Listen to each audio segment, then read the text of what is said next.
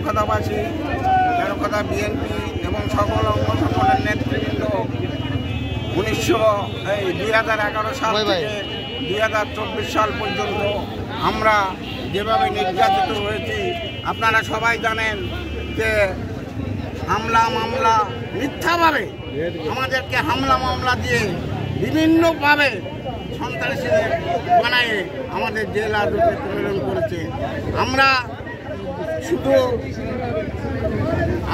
আমাদের পক্ষ থেকে আমরা সেগুলো করে আমরা দাবি নিয়ে মুক্তি লাভ করেছি, তাতেও আমাদের রেহাই যায় নাই।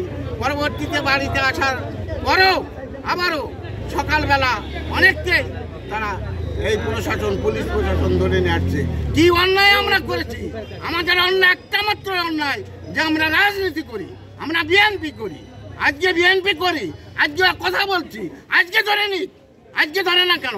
আজকে পুলিশ আমাদের ধরে না কেন? কিন্তু তখন আমাদের অন্যায় কি ছিল?